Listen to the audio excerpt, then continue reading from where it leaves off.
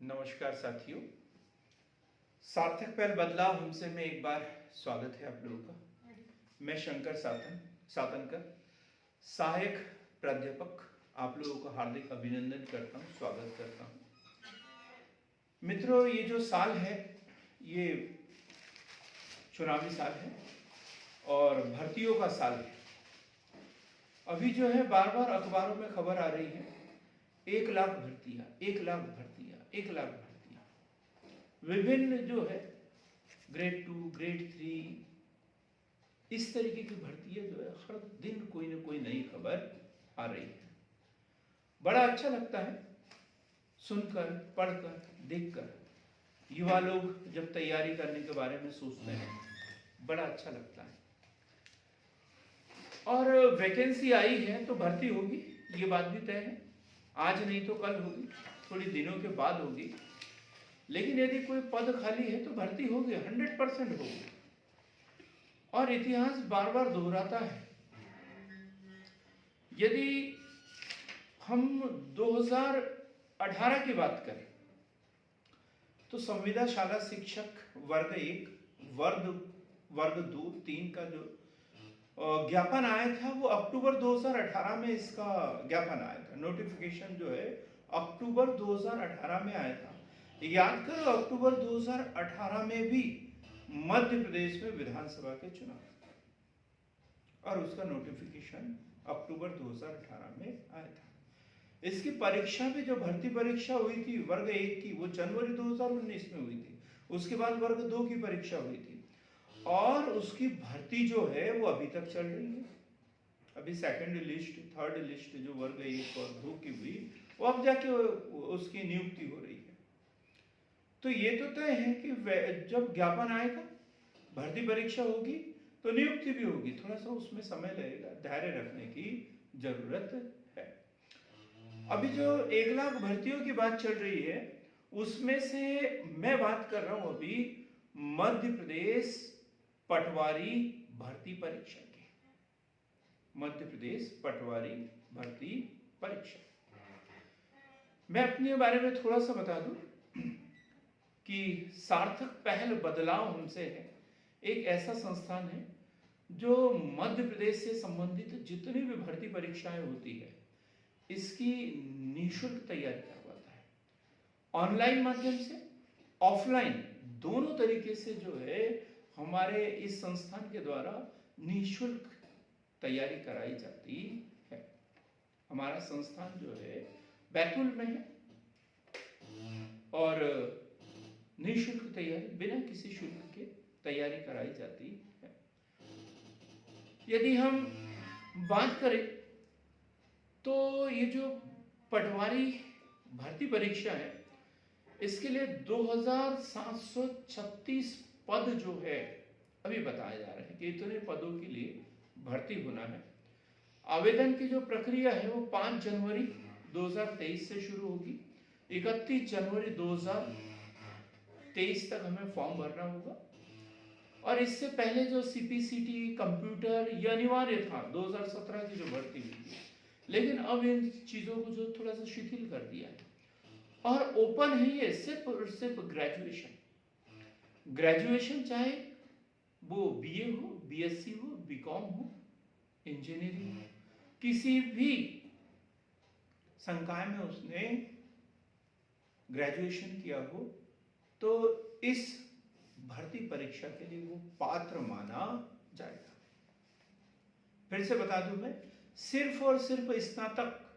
कोई ये ना सोचे कि पीजीडीसीए किया है क्या, डीसीए किया है क्या, सीपीसीटी है या नहीं है। बस स्नातक है तो वो इस एग्जाम में बैठ सकता है। सीपीसीटी क्वालिफाई अनिवार्य होगा, लेकिन सिलेक्शन होने के बाद 3 साल का उसे अतिरिक्त समय दिया जाएगा। 3 साल के अंदर उसे सीपीसीटी जो है वो क्वालिफाई करना होगा।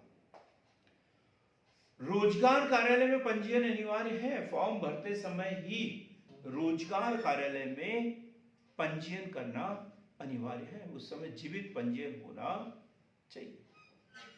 बहुत सारे बच्चे थोड़े से भ्रमित है अभी किसका सिलेबस क्या होगा, कैसे तैयारी करेंगे। हम बारी बारी से सभी चीजों पे बात करने वाले हैं अभी। तो परीक्षा जो होगी, अभी जो परीक्षा की दिनांक दिया है वो 15 मई 2023, जो परीक्षा की डेट दी है वो 15 मई 2023, 15 मई 2023। बात समझ में आ गई होगी। 15 मई 2023। अभी लगभग जो है 6 महीने हैं इस एग्जाम के लिए और तैयारी करना है हमें। 2017 में जो भर्ती परीक्षा हुई थी और अभी जो पटवारी की भर्ती परीक्षा है, सिलेबस में बहुत अधिक परिवर्तन कर दिया है। कई बच्चे जो है वो उस समय से ही तैयारी कर रहे थे, जो उस समय 1 अंक 2 अंक से छूट गए थे, उसी समय से इसी परीक्षा की तैयारी कर रहे हैं। इस बीच उन्होंने सीपीसीटी क्वालिफाई कर लिया। कई लोग जिनका कंप्यूटर में कोई डिग्री नहीं थी, उन्होंने कंप्यूटर में पीजीडीसीए कर लिया और बड़ी लगन से तैयारी कर रहे थे। पंचायती राज पढ़ते जा रहे थे।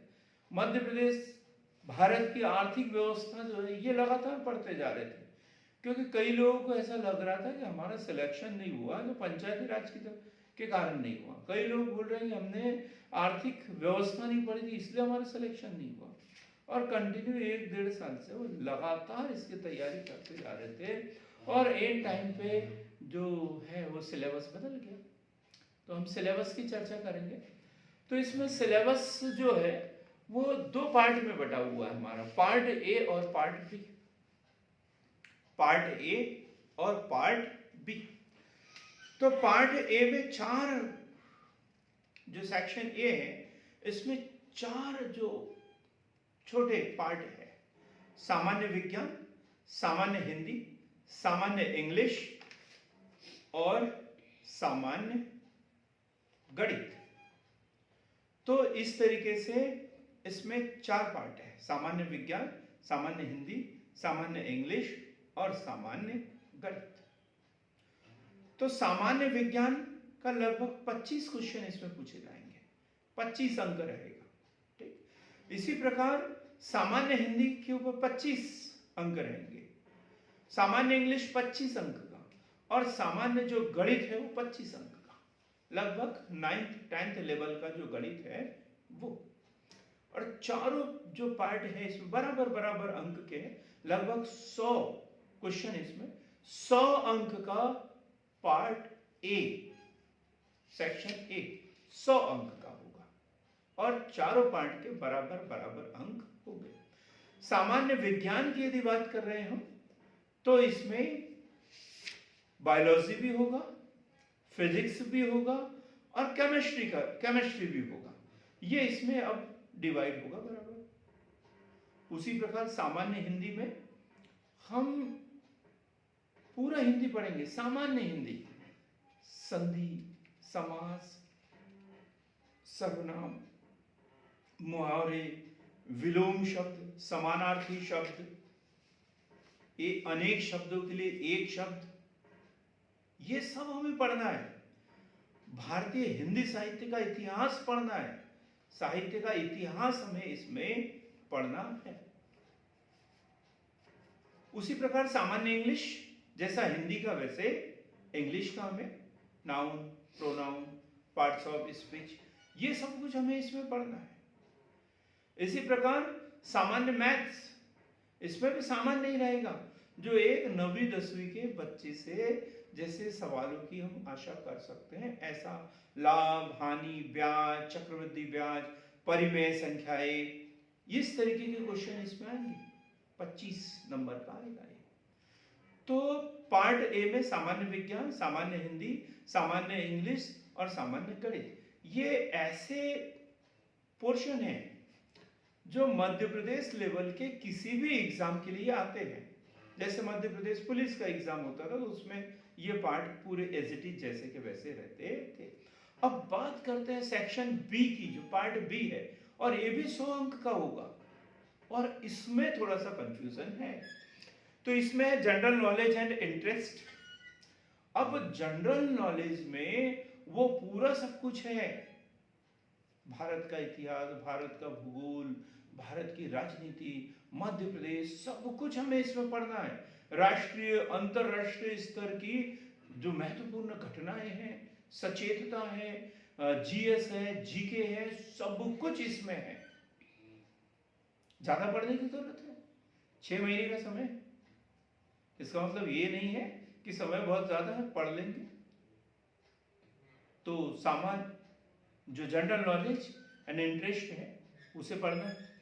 जनरल कंप्यूटर एप्लीकेशन, कंप्यूटर से संबंधित, कंप्यूटर की पीढ़ियां, हार्डवेयर, सॉफ्टवेयर, रोबोटिक्स, ये सारी चीजें हमें इसमें पढ़ना है जो कंप्यूटर से संबंधित है।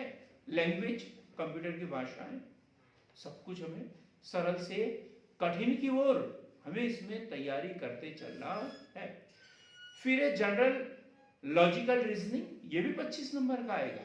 देखो मैथ्स 25 नंबर का अलग है और logical reasoning maths part A में है, सेक्शन ए में है, और रीजनिंग जो है सेक्शन बी में है।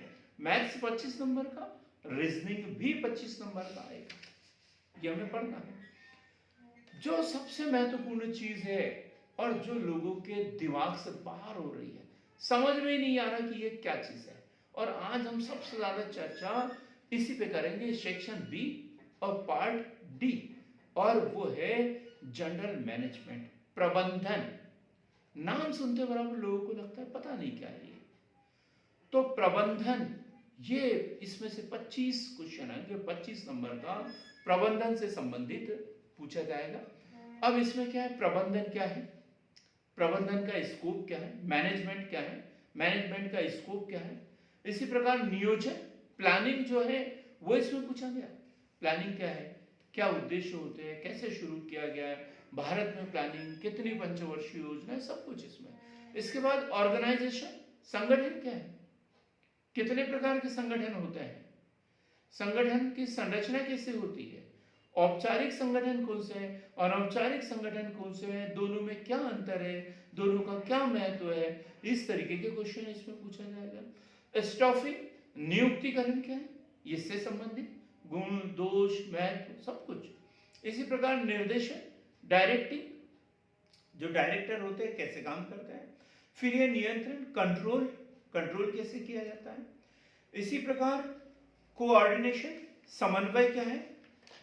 रिक्रूटमेंट, जो भर्ती है, नियुक्ति है, उसकी प्रक्रिया क्या होती है, सीधी भर्ती क्या होती है, क्या लाभ है, प्रमोशन क्या है, सब कुछ इसमें है। सिलेक्शन, सिलेक्शन करना, उसकी प्रक्रियाएं कौन कौन सी होती है। सेवा पूर्व प्रशिक्षण, प्रशिक्षण क्यों दिया जाता है, प्रमुख प्रशिक्षण संस्थान कौन कौन से हैं।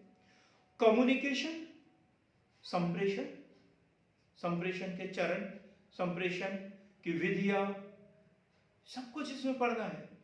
लीडरशिप क्या है, लीडरशिप, नेतृत्व क्या है, सत्ता, मार्केटिंग, ये सब कुछ एक कंप्लीट पैकेज के रूप में जो है वो हमें जनरल मैनेजमेंट के अंतर्गत हमें पढ़ना है। तो बड़ा महत्वपूर्ण सिलेबस, बड़ा अच्छा तरीके से डिस्ट्रीब्यूट किया है इन्होंने। तो फिर से हम एक बार देख लेते हैं। तो सेक्शन ए में क्या, सामान्य विज्ञान, सामान्य हिंदी, सामान्य इंग्लिश और सामान्य मैथ्स, 4 पार्ट में डिवाइड है। 100 क्वेश्चन आएंगे, 100 नंबर के रहेंगे। इसी प्रकार सेक्शन बी या पार्ट बी जिसे कहेंगे, तो ये भी 100 क्वेश्चन, 4 पार्ट में divide, 100 number. General knowledge and interest, general computer application, general logical reasoning और जनरल मैनेजमेंट। अभी इसके लिए आपत्ति भी लगाई गई है। कुछ लोगों ने जो है वो, कुछ लोग होते हैं जो बड़े जागरूक होते हैं और बोल रहे थे कि हम तो 4 साल से 5 साल से जो है पंचायती राज और ग्रामीण अर्थव्यवस्था पढ़ रहे हैं। तो उन्होंने वहाँ अर्जी भी लगा दी है कि ये जो जनरल मैनेजमेंट है इसको हटाकर उसकी जगह पर पंचायती राज व ग्रामीण अर्थव्यवस्था जोड़ा जाए। अब स्वीकार होगा या नहीं होगा इसके बारे में मैं कुछ नहीं बोल सकता हूँ, बस ये इन्होंने शुरू किया है, एक मुहिम जो है इसके विषय में शुरू कर दी है। मित्रों, जैसे ये वैकेंसी आई है वैसे ही सार्थक पहल ने भी शुरुआत कर दी है। सार्थक पहल का उद्देश्य ही है लोगों को मार्गदर्शन देना, जो बच्चे भटके हुए, जो किसी कोचिंग संस्थान में जाकर तैयारी नहीं कर पा रहे हैं, जो गृहिणी है, महिलाएं हैं जो घर में रहती है, या ग्रामीण क्षेत्र के वो बच्चे जो कहीं जा नहीं सकते, ऐसे लोगों के लिए हमारा संस्थान जो है वो निःशुल्क तैयारी करवाता है। हम YouTube चैनल के माध्यम से, हमारा YouTube चैनल सार्थक पहल, इस माध्यम से यदि हम इसे हम देख सकते हैं कि किस तरीके से हम तैयारी करवाते हैं। हम इसमें PDF देंगे आप लोगों को, टेस्ट प्रोवाइड कराएंगे, टेस्ट लेंगे हम जो हमसे जुड़ता है, साथ में ऑनलाइन वीडियो देंगे, एक एक यूनिट वाइज तैयारी करवाएंगे, टेस्ट लेंगे, बराबर साप्ताहिक टेस्ट लेंगे, ताकि कंप्लीट जो हमारे पर भरोसा करेगा उनकी पूरी तैयारी हम करवाने की कोशिश करेंगे। किसी को डाउट हो तो मैसेज कर सकते हैं, हम उसका भी निराकरण करेंगे, उसका भी निराकरण करेंगे। कोई हमसे ऑफलाइन क्लास अटेंड करना चाहता है तो हम ऑफलाइन सुविधाएं भी देंगे। तो मित्रों, हमने आज जो है आपसे सामान्य सी बात की है, सामान्य सी बात की है। कल हम विशिष्ट बात करेंगे, एक एक विषय पर बात करेंगे, सामान्य विज्ञान पे बात करेंगे, सामान्य हिंदी पे बात करेंगे, सामान्य इंग्लिश पे बात करेंगे, चैप्टर वाइज बात करेंगे। जब हमने आपसे वादा किया है तो उसे पूरा करेंगे। तो हमारे ऊपर भरोसा करें, हमसे जुड़िए, हमारे चैनल को सब्सक्राइब कीजिए, लाइक कीजिए, शेयर कीजिए, अधिक से अधिक लोगों तक पहुंचाने की कोशिश कीजिए। मित्रों, एक पहेली बताना चाहूंगा, मैं एक कथन बताना चाहूंगा। क्या हुआ, एक मेंढक जो है वो कढ़ाई में गिर गया और गैस जो है वो चालू कर दिया, गैस चालू कर दिया। उस मेंढक के अंदर इतनी क्षमता थी कि वो उस कढ़ाई से 4 बार कूद के बाहर आ सकता था। लेकिन उस मेंढक ने सोचा, चलो ठीक है, अभी तो यहीं बैठा रहता हूं, जब कोई आएगा तब मैं बाहर निकल जाऊंगा। और जब गैस चालू कर दिया तो थोड़ा सा जो है वो कढ़ाई गर्म होने लगी। तो मेंढक ठहरा उभयचर प्राणी, पानी में भी रह सकता है, जमीन पे भी रह सकता है। तो उसने सोचा, अभी तो मैं अपने आप को यही संतुलित कर लेता हूँ, टेम्परेचर वो बर्दाश्त कर लेता हूँ, बर्दाश्त कर सकता है। और उसने अपनी शक्ति जो है उस टेम्परेचर को मेंटेन करने में धीरे धीरे खर्च करना शुरू कर दी। और इधर कढ़ाई का टेम्परेचर बढ़ते जा रहा है और उस मेंढक की शक्ति धीरे धीरे धीरे धीरे कम होते जा रही है। अब बर्दाश्त करने की क्षमता खत्म हो गई, कढ़ाई इतनी गर्म हो गई। तो अब उसने सोचा कि अब मैं बाहर जंप लगाता हूं। लेकिन क्या हुआ, तब तक उसकी बाहर निकलने की शक्ति जो है वो उसने पूरी टेम्परेचर को मेंटेन करने में खत्म कर दी थी। अब उसके अंदर इतनी क्षमता नहीं बची, इतनी शक्ति नहीं बची कि वो कूद के कढ़ाई के बाहर निकल जाए। उसने कूदने की कोशिश की लेकिन वही दुबक के रह गया और धीरे धीरे वो खत्म हो गया, जलकर मर गया। ये एक छोटी सी तर्कपूर्ण बात बताने का उद्देश्य सिर्फ इतना है कि हमारा टारगेट सेट करें, हमारे सिलेबस को देखें और उसके अनुसार पढ़ना शुरू कर दे। इधर उधर भ्रमित होने की जरूरत नहीं है, टेम्परेचर मेंटेन करने की जरूरत नहीं है कि जैसा चल रहा है चलने दो, जब वक्त आएगा तब देख लेंगे। तो ऐसा बिल्कुल सोचने की जरूरत नहीं है। बस एक और कथन बोलूंगा, एक और कथन जो बहुत प्राचीन समय से सुनते आए हैं। करत करत अभ्यास के जड़मति होत सुजान, रसरी आवत जात थे सिल पर होत निशान। कोई ये न सोचे कि मैं बहुत कमजोर हूं, ये मेरे से नहीं होगा, हर किसी से हो सकता है। मित्रों, जिनमें ऊपर उड़ने का जोश होता है, जिनमें बहुत ऊपर उड़ने का जोश होता है, उनमें नीचे गिरने का खौफ नहीं होता। और जो खौफ रखेंगे वो कभी ऊपर उड़ नहीं सकते। तो इन्हीं कथनों के साथ मैं अपने वाणी को विराम देता हूं। आपको बहुत बहुत धन्यवाद, बहुत बहुत शुभकामनाएं।